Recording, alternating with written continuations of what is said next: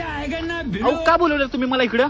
अहो दादा, हा तुमचाच नंबर होता, याच्यामध्ये लॅश नंबर तुमचा होता म्हणून कॉल केला होतो. हा बघा उसात विष खाऊन मेला बघा.